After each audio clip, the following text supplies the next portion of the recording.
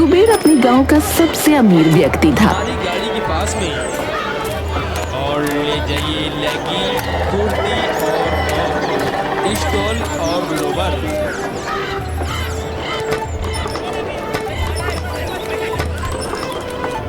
वो अपनी पत्नी मालती के साथ ऐशो आराम की जिंदगी जीता था, पर उसकी कोई संतान नहीं थी।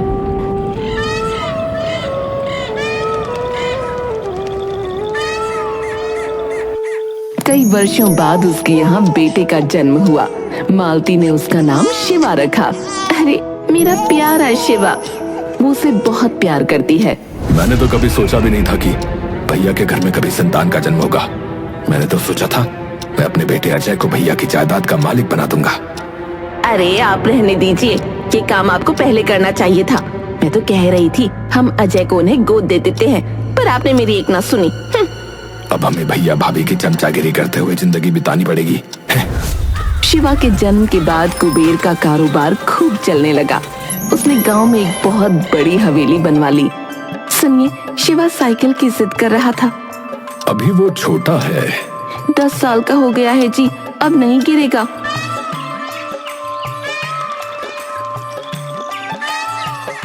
अगले दिन कुबेर शिवा के लिए साइकिल ले आया। देख रहे हो, यहाँ बेटे ने फरमाइश की वहाँ पूरी हो जाती है, और एक हमारा बेटा है, उसे हर चीज के लिए तरसना पड़ता है। धीरे बोलो, कोई सुन लेगा। 5 वर्ष बाद हम शिवा का जन्मदिन धूमधाम से मनाएंगे। हाँ हाँ, मेरा प्यारा शिवा। माँ बाबा, आप लोग दुनिया के सबसे अच्छे माँ बाबा हो। चल हट झूठे, बता क्या चाहिए तुझे। आपने मुझे सब कुछ दे दिया है। जन्मदिन धूमधाम से मनाया गया।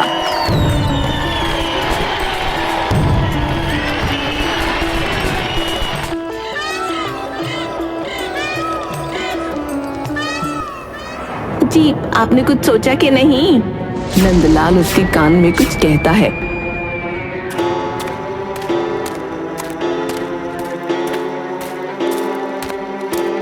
शिवा, बाहर बगीचे में जाओ, वहाँ तुम्हारे दोस्त तुम्हारी राह देख रहे हैं। भाभी, शिवा ने आपको और भैया को ऊपर छत पर बुलाया है। बच्चा है, कुछ बताना चाहता होगा। वो दोनों ऊपर गए, पर उन्हें वहाँ कोई नहीं दिखा। कुटिला और नंदलाल भी आ गए। भैया, शिवा तो वहाँ नीचे बगीचे में है। वो देखो, भाभी उधर कोने में। वो दोनों उधर देखने लगे कि कुटिला और नंदलाल ने उन्हें पीछे से धक्का देकर गिरा दिया। अरे बचाओ बचाओ, भैया भाभी गिर गए। सब भागकर नीचे गए। शिवा को देखने के लिए भाभी थोड़ा झुकी कि उनका पैर फिसल गया। हाय राम। भैया ने भाभी को संभालने की कोशिश की, पर दोनों गिर गए। मैंने भी भैया को पकड़ा था, पर बचा नहीं पाया। हाय, ये किसकी बुरी नजर लग गई हमारे घर को। एक पल में सब खत्म हो गया। माँ बाबा उठो, तुम मुझे छोड़कर नहीं जा सकते। नंदलाल और कुटिला हवेली के मालिक बनकर रहते। उन्होंने शिवा की संपत्ति पर कब्जा कर लिया और उसे नौकरों की तरह रखते। अरे खड़ा क्या है? अजय के लिए शरबत लेकर आ। देख, तेरे चाचा के पैरों में बहुत दर्द है, अच्छे से दबा। इतना खाना खाता है पर पैर दबाने में ताकत नहीं लगा सकता है। मैं सारा दिन काम भी तो करता हूँ। जबान चलाता है। मनहूस, मेरे भाई को खा गया। चल निकल यहाँ से। उसके जाने के बाद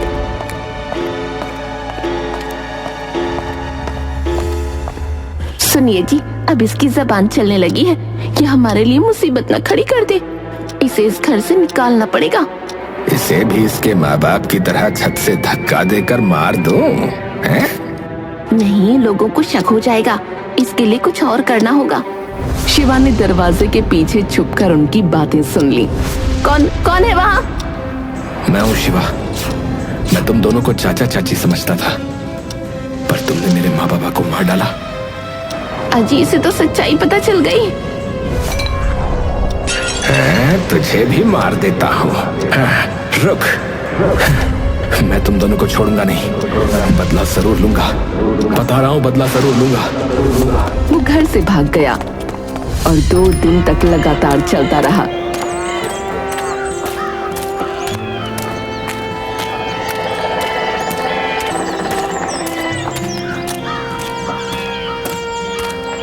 नदी से पानी पी लेता, जंगल से गुजरता हुआ एक आश्रम में वो पहुंचा।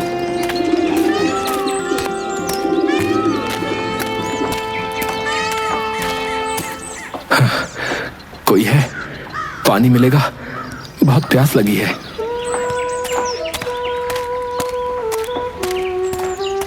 हाँ हाँ, अंदर चलो। पुत्री मणि, अतिथि के लिए जल ले आओ। अरे, तुम्हारे सिर पर ये चोट? बहुत रक्त बह गया है। पुत्री, अंदर से जड़ी बूटी भी ले आओ।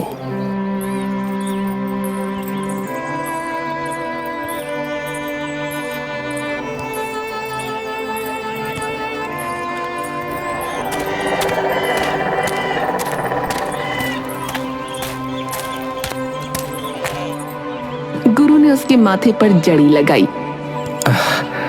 आपका बहुत बहुत धन्यवाद।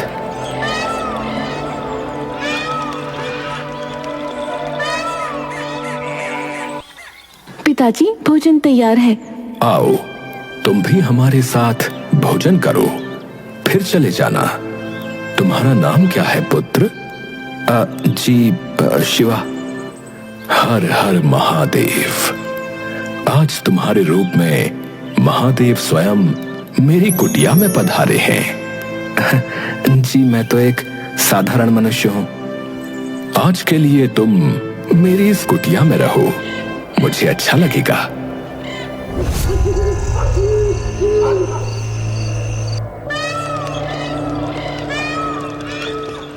शिवा, तुम्हें किस दिशा में जाना है?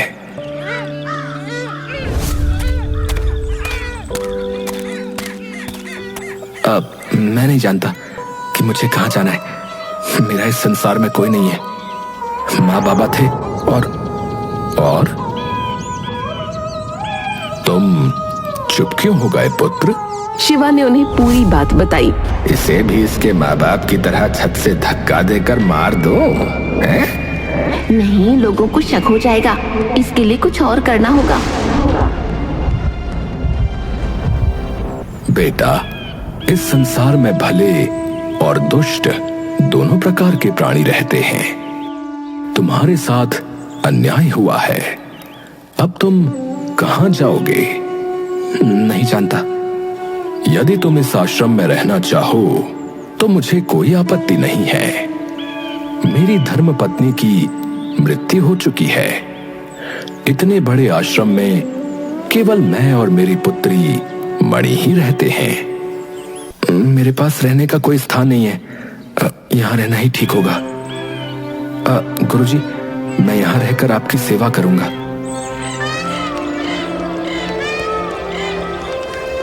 शिवा भिक्षा मांगकर लाता।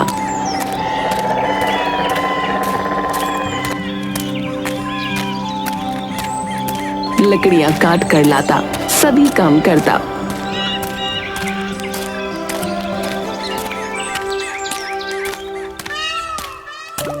वो मणि के साथ भोजन भी पकाता।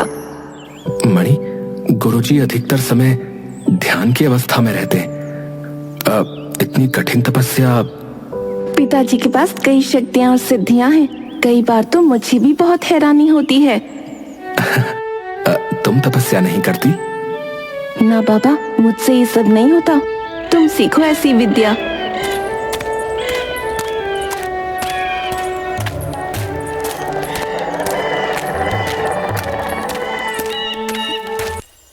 रात को सपने में शिवा को अपने मृत माँ बाबा दिखाई दिए, फिर हंसते हुए चाचा चाची।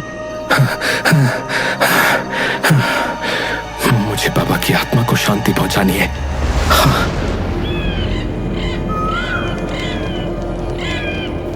गुरुजी, मणि ने बताया कि आपके पास बहुत सी बड़ी बड़ी शक्तियां हैं।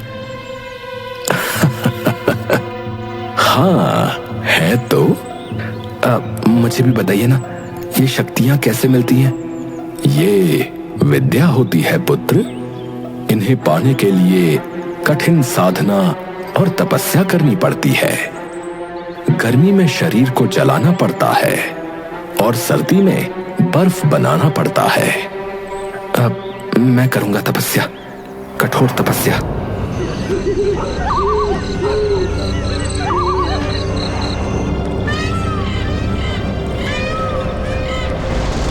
सर्दी गर्मी में ध्यान में बैठा रहता, बारिश में भी विचलित नहीं होता।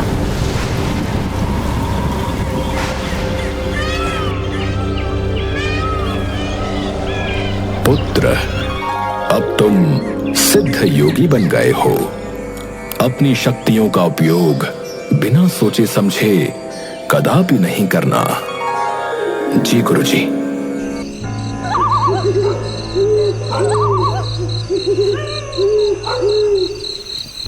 बेटा, मुझे तुम साधारण योगी नहीं लगते। जिस लगन से तुमने एकाग्रचित्त होकर समाधि ली, वो दुर्लभ है। मैं ऐसे मनुष्य की ही खोज कर रहा था। मैं समझा नहीं गुरुजी, कोई काम है तो मुझे बताइए। हाँ, मणि के लिए तुम ही उपयुक्त वर हो। यदि तुम अनुमति दो तो मैं मणि का विवाह तुम्हारे साथ। गुरुजी, जैसी आपकी इच्छा। मैं आपका सेवक हूं। मेरा जीवन आपका और मणि का है।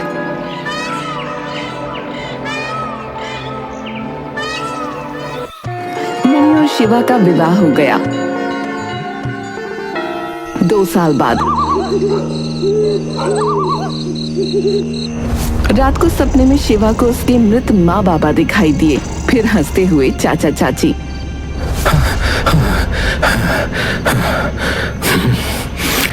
अब सही समय आ गया है बदला लेने का, उन दुष्टों को उनके कर्मों की सजा देने का। गुरुजी, मणि, आप लोग अपना ध्यान रखना। मेरा एक आवश्यक कार्य रह गया था, वो पूरा करने का समय आ गया है। मैं कुछ ही दिनों में लौट आऊंगा। मेरा आशीर्वाद सदैव तुम्हारे साथ है। अब तुम साधारण मनुष्य नहीं हो, तुम्हारे पास दुर्लभ सिद्धियां हैं, इसलिए तुम्हें अधिक विनम्र रहना होगा। लोगों के साथ स्नेह और विनम्रता से रहना। मैं तुम्हारी बात याद रखूंगा मणि। शिवा अपने गांव पहुंचा। गांव में अजय के विवाह की तैयारियां चल रही थीं। पूरी हवेली सजी हुई थी। मेरा बेटा दूल्हा बनेगा, ये सेहरा तुम पर खूब सजेगा। मालिक बाहर कोई साधु आए हैं। जाइए देखिए कौन भिख मंगाया है। पता चल गया होगा मेरे बेटे का विवाह है।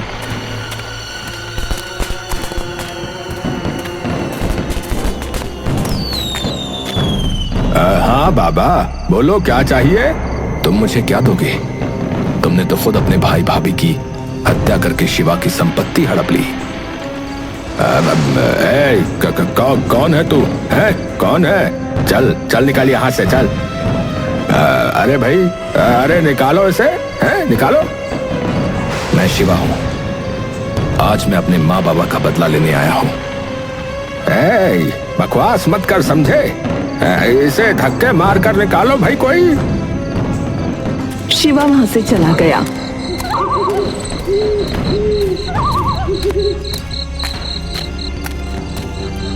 वो गांव के बाहर एक पेड़ के नीचे आंखें बंद करके बैठ गया। गांव में तेज बारिश होने लगी। आज अचानक इतनी तेज बारिश?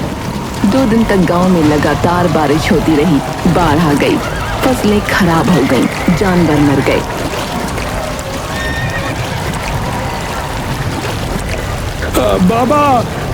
बाबा शांत हो जाइए, हम प्रार्थना करते हैं।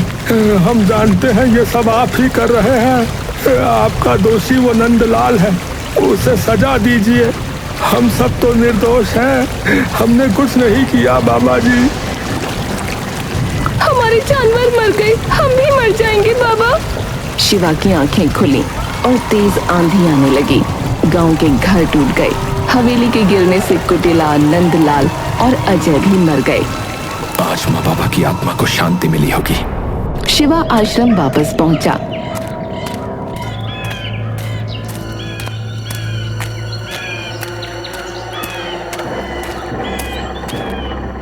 प्रणाम गुरुजी, मैं वापस आ गया। आओ पुत्र। गुरुजी, मणि दिखाई नहीं दे रही, कहाँ है वो? वो अब इस संसार में नहीं रही पुत्र। ये आप क्या कह रहे हैं? नहीं, ऐसा नहीं हो सकता। जब तुम अपने बदले की आग को शांत करने के लिए उन निर्दोष गांव वालों को तड़पा रहे थे, तब यहां मेरी पुत्री मणि ज्वर से तड़प रही थी। नहीं, मैं ये नहीं मान सकता। आपसे अच्छा चिकित्सक कोई नहीं हो सकता। फिर ये ज्वर? मैंने उसे बहुत समझाया कि वो काढ़ा पी ले, पर वो नहीं मानी, तड़पती रही। उसने कहा, मुझे पत्नी धर्म निभाना है। हो सकता है उसके प्राण देने से ईश्वर तुम्हारे पाप भूल जाए। उसे कैसे पता चला? ये भूल मुझसे हो गई। मुझे तुम्हारे कर्मों का आभास हो गया तो मैंने मणि को बता दिया। मेरी निर्दोष मासूम बच्ची तुम्हारे अपराध का बोझ लेकर इस संसार से विदा हो गई। मैंने मणि की पवित्रता और कोमलता के साथ छल किया है। उसने मुझे विनम्र होने के लिए कहा था, पर मैंने निर्दोष लोगों पर क्रूरता दिखाई। गुरुजी, मुझे राह दिखाइए। जब तक मैं अपने पाप का प्रायश्चित नहीं कर लेता, अब मुझे शांति नहीं मिलेगी। गुरुजी। पुत्र, मेरे पास कोई उपाय नहीं है। नहीं गुरुजी, नहीं। ये बेचैनी मेरे प्राण हर लेगी गुरुजी। मैं इस आत्मग्लानि के साथ नहीं जी सकता। तो ठीक है, मैं भी अब अपने प्राण त्याग दूंगा। तुम एक काम करो पुत्र, तुम गुरु निरंजन जी के पास चले जाओ। वो तुम्हें पश्चाताप का मार्ग बता सकते हैं। शिवा जंगलों को पार करता हुआ एक गांव के पास पहुंचा। भाई, यहाँ आसपास गुरु निरंजन का आश्रम है। तुम बता सकते हो कि वो कहाँ है? अरे भैया, वो बूढ़ा गुरु सनकी है, एकदम सनकी। अरे भैया, बोलता क्या है, करता क्या है, पता ही नहीं चलता है भैया। लोग कहते हैं कि वो बहुत ज्ञानी है, पर मुझे तो उसकी एक भी बात समझ में नहीं आती भैया। हाँ, मार्ग बता दो भाई। अरे भैया, मेरी मानो तो वहाँ मत जाओ। हाँ, अरे भैया, पागल हो जाओगे उसकी बातें सुन के। हाँ, मैं तो पहले से ही पागल हूँ भैया। अच्छा, तो ऐसा करो, आगे से दाईं ओर मुड़ना और फिर सीधे चले जाना, ठीक है? शिवा ने जैसे ही द्वार पर पांव रखा, एक आवाज आई, वहीं रुक जाओ, भीतर आने का प्रयास मत करना। मैं शिवा हूँ, मैं सब जानता हूँ। आश्रम में आने की इच्छा रखने वाले प्रत्येक मनुष्य के भूत और वर्तमान की जानकारी मुझे मिल जाती है। गुरुजी, भीतर आ जाऊं? नहीं, किसी अपवित्र मनुष्य को भीतर आने की अनुमति नहीं है। तुम्हारे कर्मों को मैं जान चुका हूँ बालक। निर्दोष गांव वालों ने तुम्हारा क्या बिगाड़ा था, बोलो? और मणि? हाँ, इसीलिए मैं प्रायश्चित करना चाहता हूँ। ये ग्लानि मुझे चैन नहीं लेने दे रही है। मुझे शांति चाहिए गुरुजी, शांति। मूर्ख बालक, तुम भीतर नहीं आ सकते, मुझे ही बाहर आना पड़ गया। मुझे ज्ञान का मार्ग दिखाइए ताकि मेरे मन को शांति मिल सके। शांति? शांति ज्ञान से नहीं मिलते, इसके लिए घोर साधना करनी पड़ती है बच्चा। शांति विनम्रता से आती है, समझे? विनम्रता के लिए क्रोध का त्याग करना पड़ता है। तुमने तो क्रोध से पूरे गांव का विनाश कर डाला। क्षमा क्षमा गुरुजी, मुझे सच्चा मार्ग दिखाइए। तो बोल, तुम्हारे पास क्या है जो समर्पित करोगे? बोल। मैं अपनी आत्मा आपको समर्पित करता हूं। हाँ। आत्मा? आत्मा तुम्हारी नहीं, ईश्वर की है मूर्ख। जो तुम्हारा नहीं है उसे समर्पित नहीं किया जा सकता। तो गुरुजी, मैं अपनी वाणी, अपनी बुद्धि और अपना तन आपको समर्पित करता हूं, जो मुझे इस जीवन को जीने के लिए मिले हैं। हाँ, उचित है, पर तुम आश्रम में प्रवेश नहीं कर सकते बालक। बाहर ही रहो, भिक्षा नहीं मांग सकते, प्राकृतिक वस्तुओं से जीवन यापन करो, समझे? उचित है गुरुजी। मैं तुम्हारी परीक्षा लूंगा। यदि तुम उत्तीर्ण हुए तभी मैं तुम्हारी सहायता करूंगा। ज्ञान प्राप्ति के लिए मैं सब कुछ करूंगा गुरुजी। उचित है बालक, तो ऐसा करो, पत्थर और लकड़ियां इकट्ठी करो और उनसे एक आलीशान भवन का निर्माण करो।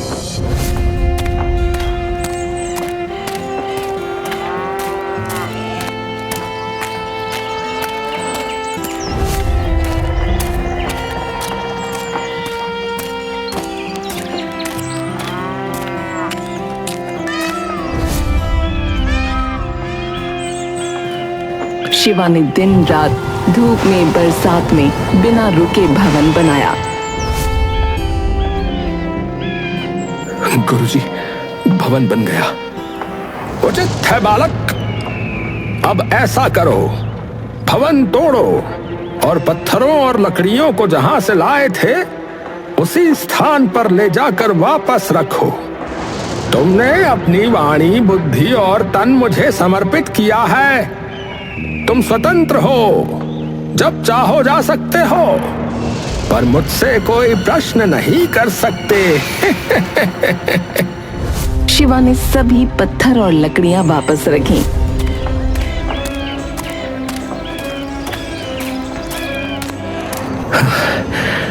गुरुजी, सभी पत्थरों और लकड़ियों को उनके स्थान पर पहुंचा दिया है। उचित है बालक, अब ऐसा करो, अब उनसे फिर एक आलीशान भवन का निर्माण करो। चलो। पूरे 1 वर्ष तक गुरु निरंजन शिवा से भवन तोड़वाते और बनवाते रहे। शिवा पूरी तल्लीनता से उनका आदेश मानता।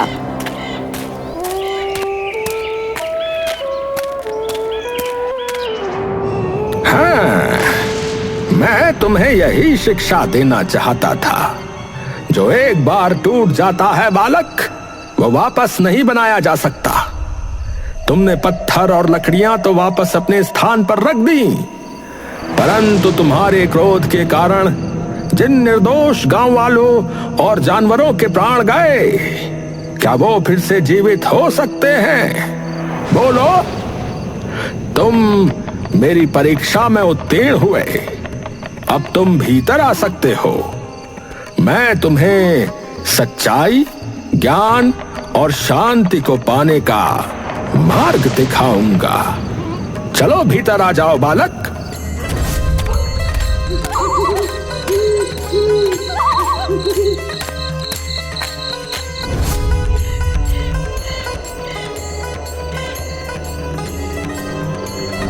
गुरु निरंजन के पास रहकर शिवा कई वर्षों तक समाधि में लीन रहा। शिवा, अब तुम में क्रोध का लेश मात्र भी नहीं है। तुम विनम्रता की चरम सीमा पर पहुंच गए हो बालक। ये तुम्हें प्राणी मात्र से प्रेम करने की राह दिखाएगा। यही सच्चा ज्ञान है। जी गुरुजी, अब मुझे असीम शांति अनुभव होती है। हाँ तो बालक, इस अनुभव को संसार को बताओ। अब तुम साधारण योगी नहीं हो पुत्र। तुम्हारा उद्देश्य संसार को प्रेम, विनम्रता और ज्ञान का संदेश देना है।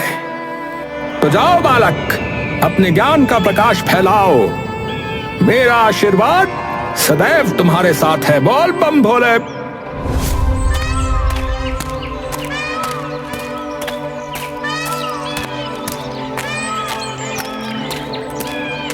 शिवा चरण छूकर चला गया। वो चलते चलते एक गांव में जाकर कुएं के पास बैठ गया। बाबा, प्यास लगी है, पानी पी लो। बहुत दूर से आए हो लगता है। शिवा मुस्कुरा दिया।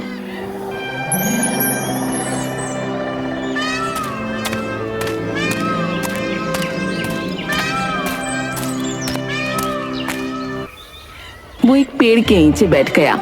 लो बाबा, भिक्षा ले लो, मैं आपके लिए फल लाई हूँ। अरे इतना सब, इनकी मुझे कोई आवश्यकता नहीं है। आपको भूख नहीं लगती? लगती है। तुम मुझे प्रेम से अन्न का एक दाना खिला दो तो मेरा पेट भर जाएगा। एक दाने से? शिवा मुस्कुरा दिया। शिवा अपने ज्ञान के कारण पूरे गांव में प्रसिद्ध हो गया।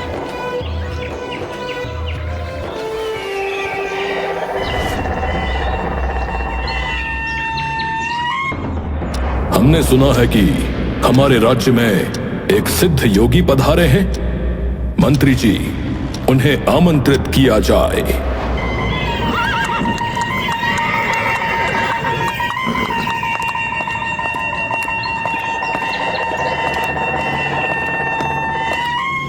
बाबा जी, हमारे राज्य में आपका स्वागत है। हमने सुना है आप बहुत ज्ञानवान हैं। ये ढोंगी बाबा है, मुझसे अधिक ज्ञान और इसका है। ये हमारे राजपुरोहित हैं। ये आपके साथ शास्त्रार्थ करना चाहते हैं। शास्त्रार्थ करना चाहते हैं या मुझे पराजित कर अपनी योग्यता सिद्ध करना चाहते हैं? बाबा, बातें करने से ज्ञान सिद्ध नहीं होता है। ग्रंथ लेकर आओ। चलिए बाबा जी, देखते हैं आपने अधिक अध्ययन किया है कि मैंने। मेरा अध्ययन ग्रंथों पर निर्भर नहीं है। मैंने जीवन की वास्तविकता का अध्ययन किया है। देखा महाराज, देखा, मैंने कहा था ना, इसे कोई ज्ञान नहीं है। ये ढोंगी ग्रंथ देखकर ही घबरा गया।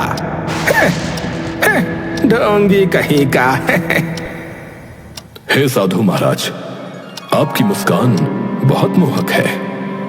आप चाहें तो राजभवन में ठहर सकते हैं। राजन, साधु के लिए तो खुला आसमान ही राजभवन है।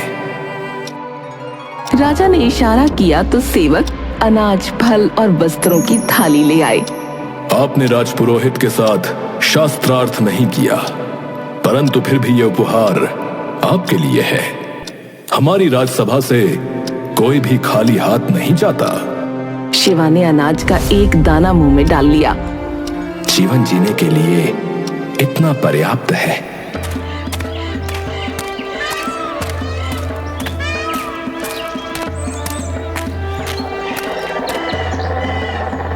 गांव वाले जाकर शिवा के पास बैठते, उसकी बातें सुनते।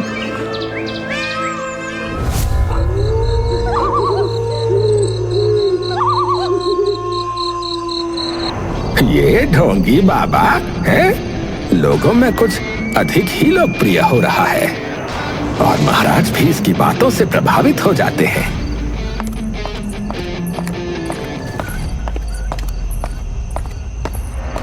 तुम्हें मेरा एक गुप्त कार्य करना है। आपने मुझे बुलाया? अब मैं आपका कोई कार्य नहीं करूंगी। पिछले 2 साल से आपका मेरे साथ प्रेम प्रसंग है, लेकिन आप विवाह की बात नहीं करते। अरे तुम तो बुरा मान गई। बस ये काम कर दो, फिर मैं तुमसे विवाह भी करूंगा और तुम्हें सोने का हार भी दूंगा। सत्य? हाँ, एकदम सत्य। राजपुरोहित ने प्याले में विष मिलाया। ये लो, ये विष वाला आम रस उस ढोंगी बाबा को जाकर पिला दो।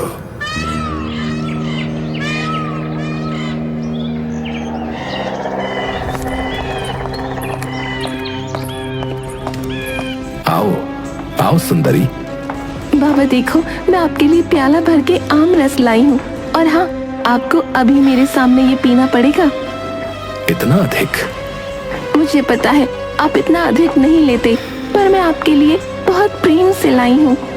पहले उस राजपुरोहित से सोने का हार तो ले आओ, क्योंकि वो विवाह तो तुमसे करेगा नहीं।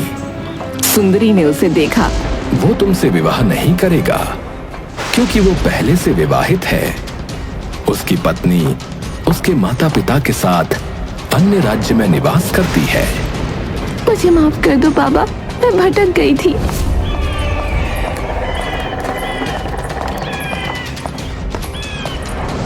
झूठे व्यक्ति राजपुरोहित बने घूमते हो। ढोंगी बाबा नहीं तुम हो। विवाहित होकर भी तुमने मुझसे विवाह का वादा किया। निर्लज्ज पापी, ईश्वर तुम्हें कभी क्षमा नहीं करेगा।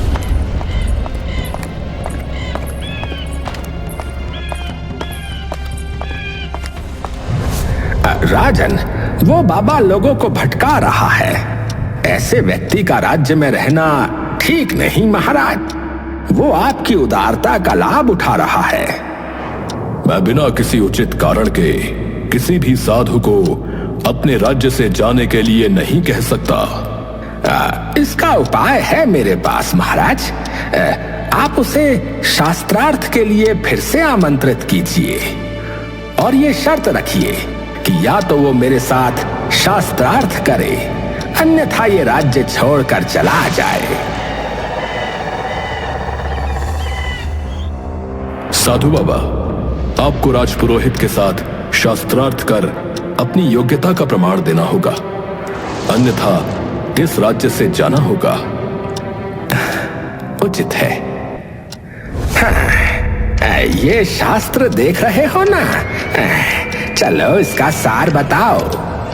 तुम्हारी दाईं ओर ऋग्वेद रखा है। उसकी पृष्ठ संख्या 30 पर 15 श्लोक हैं। उनका सार। बस बस बस करो। वो जो तुम्हारी बाईं ओर ग्रंथ है वो संस्कृत भाषा का अनुवाद है जिसे तुमने स्वयं लिखा है। उसके पृष्ठ संख्या 15 में तुमने एक कागज रखा है जिस पर महामृत्युंजय मंत्र लिखा है। हे साधु बाबा, आपने इतने ग्रंथों का मात्र अध्ययन ही नहीं किया बल्कि उनको कंठस्थ भी किया है। मैंने ग्रंथों का अध्ययन नहीं, साधना पर बल दिया है। तृष्णा को समाप्त किया है। अब क्षमा पापा, मुझे क्षमा कर दो। साधु महाराज, आपको इस पर क्रोध नहीं आया? नहीं, मनुष्य को क्रोध नहीं, विनम्रता और प्रेम का मार्ग अपनाना चाहिए, तभी शांति मिलती है। राजन, अब मैं चलता हूं। अब महाराज, आप चाहें तो यही ठहर जाइए। मुझे तो चलते जाना है। क्रोध के स्थान पर प्रेम और विनम्रता का प्रकाश फैलाना है।